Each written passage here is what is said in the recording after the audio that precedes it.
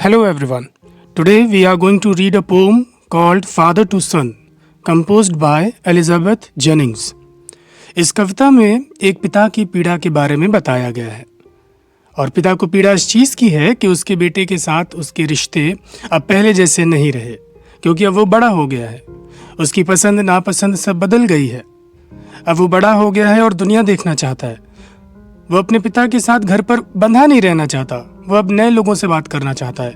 वो अपने बनाए संसार में रहना चाहता है और उसके संसार में उसके पिता की कोई जगह नहीं है, क्योंकि उसके ख्यालात उसके पिता से नहीं मिलते जुलते। वो पुराने ख्यालों के हैं और वो दौड़ना चाहता है।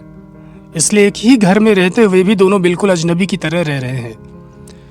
जो फादर है वो अपने बेटे से मनमुटाव दूर करना चाह रहा है, लेकिन जो बेटा है उसके पास न समय है और ना ही फिक्र।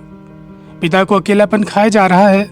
वो चाह रहा है कि उसका बेटा वापस पहले जैसा हो जाए। बचपन में माँ बाप बेटों की सारी इच्छाएं पूरी कर देते हैं, लेकिन बेटे उनकी एकमात्र इच्छा कि वो उन्हें समय दें, ये नहीं पूरी कर पाते। वे पैसा, खाना पीना, कपड़े तो दे देते हैं, लेकिन उनके पास बैठकर 2 मिनट समय नहीं दे पाते। चलिए पढ़ते हैं इस कविता को, महसूस करते हैं पिता की पीड़ा को, वेदना को। I do not understand this child though we have lived together now in the same house for years. मैं समझ ही नहीं पा रहा हूँ इस बच्चे को, भले ही दो हम साथ में रहे हैं। इन the same house for years, सालों साल एक ही मकान में हम दोनों भले ही साथ में रहे हैं, लेकिन फिर भी मैं इस बच्चे को समझ नहीं पा रहा हूँ। I know nothing of him, मुझे इसके बारे में कुछ भी नहीं पता है। So try to build up a relationship from how he was when small. इसलिए मैं एक वैसा ही संबंध बनाने की मैं कोशिश कर रहा हूँ जैसा मेरा उसके साथ था तब जब वो छोटा था। Yet have I killed the seed I spent or sown it where the land is his and none of mine? फिर भी कहीं ऐसा तो नहीं कि मैंने अपने उस बीज को मार दिया है, व्यर्थ में गंवा दिया है, और sown it where the land is his, या कहीं ऐसा तो नहीं मैंने अपने उस बीज को कहीं एक ऐसी जमीन पर बो दिया है जहां उसको लगता है कि वो जमीन उसकी है और उस पर मेरा कोई हक नहीं है। We speak like strangers, there is no sign of understanding in the air. हम दोनों एक ही घर में रहते हैं, लेकिन अजनबियों की तरह बात करते हैं। ऐसा लगता है मेरा बेटा एक किराए के घर में रह रहा है। There is no sign of understanding in the air. हम दोनों के बीच में कोई समझ पैदा होगी, इसकी कोई संभावना नजर आ ही नहीं रही है। This child is built to my design, yet what he loves I cannot share. इस बच्चे को मैंने अपने ढांचे में ढाला है, इस बच्चे को मैंने अपने तरह से पाला पोसा है, बड़ा किया है, लेकिन फिर भी what he loves, लेकिन इसको जो पसंद है I cannot share, मैं उसमें सहभागिता कर ही नहीं सकता। उसको जो चीज़ें पसंद है मुझे पता नहीं क्यों अच्छी लगती ही नहीं है। Silence surrounds us. हम दोनों को खामोशी ने घेरे रखा है। हम दोनों में कोई बातचीत होती ही नहीं है। I would have him prodigal, returning to his father's house. मैं उसको फिजूल खर्ची जितनी भी करनी है मैं करने दूंगा, मुझे मंजूर है, बस वो returning to his father's house, बस वो अपने पिता के घर लौट आए। मैं उसको, वो जैसा है मैं उसको एक्सेप्ट कर लूँगा।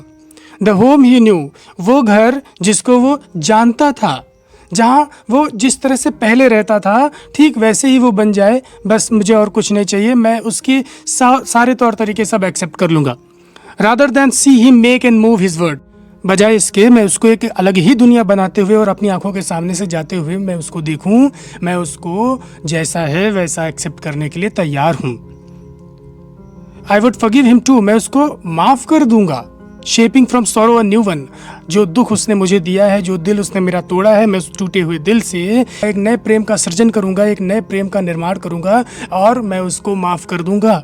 फादर एंड सन, पिता और पुत्र, we both must live on the same globe and the same land, he speaks.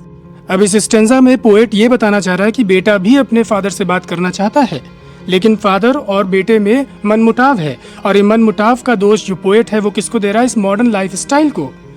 Poet कह रहा है कि फादर और बेटे के बीच में जो एक स्ट्रेंजनेस है, उसके पीछे जो कारण है वो अत्याधुनिक जीवन शैली है, आधुनिक जीवन शैली है, जिसकी वजह से पिता पुराने ख्यालों के हैं और बेटा मॉडर्न ख्यालों का है। इसलिए दोनों के बीच में सामंजस्य नहीं बन पा रहा है। बेटा कह रहा है कि फादर एंड सन, पिता और पुत्र, वी बोथ, हम दोनों को ही, must live on the same globe and the same land, हम दोनों की हम दोनों को ही एक ही दुनिया में और एक ही लैंड, एक ही धरती पर रहना है। तो इसलिए हम दोनों अजनबी बन करके नहीं रह सकते हैं। कब तक रह लेंगे? रहना एक ही, इसी संसार में रहना है, इसी धरती पर रहना है, इसी जगह पर रहना है। तो हम दोनों कैसे एक दूसरे से अजनबी बन करके रह सकते हैं? I cannot understand myself. मैं खुद को समझा ही नहीं पा रहा हूँ। Why anger grows from grief. ये जो क्रोध है ये क्यों पैदा हो रहा है? फ्रॉम ग्रीफ, दुख से। पोएट कह रहा है बेटे के इस रवैये की वजह से मुझे बहुत दुख हो रहा है और इस दुख की वजह से मेरे अंदर बहुत गुस्सा पैदा हो रहा है और उस गुस्से को मैं अपने बेटे पर उतार देता हूँ।